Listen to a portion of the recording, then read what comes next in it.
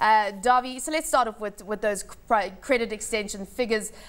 Mortgage credit, the largest component of private sector credit, fell by 1.9 billion rand, and overall it was only up on an annual basis 1.9%, and that was really seen as a concerning signal as to where the consumer was right now, the health of the consumer. I think we have to look at it in perspective. You know, what's been happening the last, say, 4 or 5 years is that the credit growth was really, especially 4 years ago, was on mortgage credit. I mean, that was the single most important single credit item that simply exploded.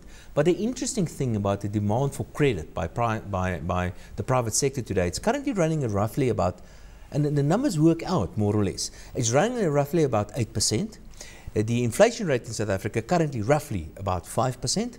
Economic growth roughly about 3%. So growth plus inflation gives you 8% and gives you the credit numbers.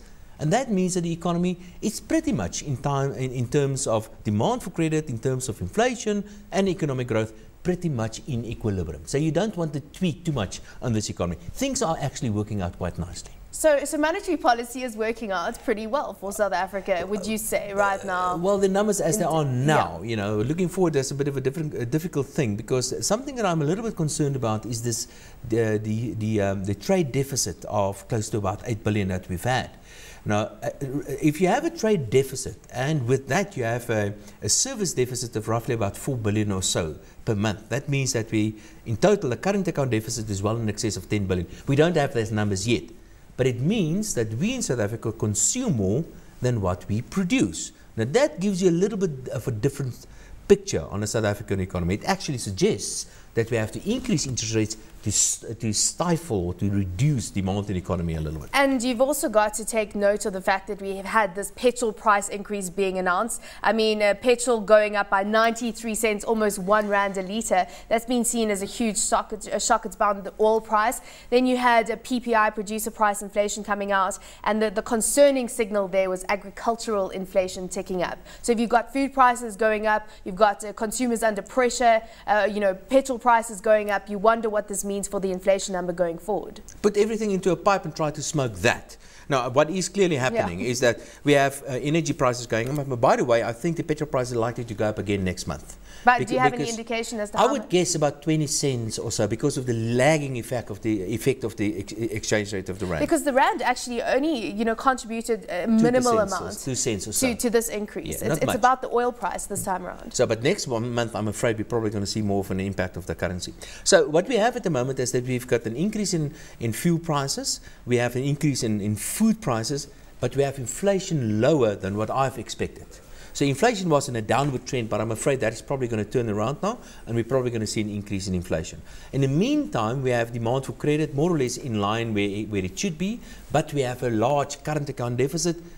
I've got a suspicion that I don't think the Reserve Bank really can cut interest rates anymore. In fact, I think the last cut was perhaps a bit of taking a chance by the Reserve Bank. I think the next move by the Reserve Bank is going to be up. Not this year.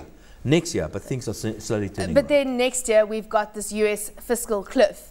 And, you know, there are expectations that if they don't act on that, in January we could have the US back in recession. And, of course, that would have huge implications. Well, actually, that adds to my comment that we should see a tightening of monetary policy in South Africa. Because if the US, if they don't sort out their fiscal issues, if we've got some sort of crisis, another crisis in Europe, which I promise you is going to happen sometime or the other, we're probably going to see... And I will hold you to that promise, Dawie. Yeah, but when it will happen. it's a one crisis and the other. Yeah. So what I'm saying is that the rand is likely to go all over the place. Whenever there's a crisis, the rand's going to weaken, and then it's going to come back or whatever. And if there is a so-called fiscal cliff in the United States, we're going to see a weaker currency, which means more inflation pressures, which means the Reserve Bank certainly cannot cut. Because we had growth at 3.2% quarter on quarter. If you strip out the growth in the mining sector, which was off a low base, it actually was only 1.7%. So if you have growth being impacted by the US, then of course they have to worry about that though as well. But so it's rand, and you know, it's always the same story. I'm afraid, no, you can't. You know, you can use monetary policy to support economic growth to a certain extent. We're past that now. You can't use monetary policy anymore. Even if Bernanke announces some sort of massive fiscal or rather monetary stimulus tonight, I'm afraid it's not going to do that much. They've used so much that you can use on a monetary account, you can't really do much more. Well, the same goes for South Africa. Well, unfortunately, I'm sure you were traveling in the car, but Ben Bernanke not coming out with any good news, at least for now, in terms of easing. Thank you so much for joining us. Dawie Roodt, senior economist at the Efficient Group, taking a look at the economic news out this week.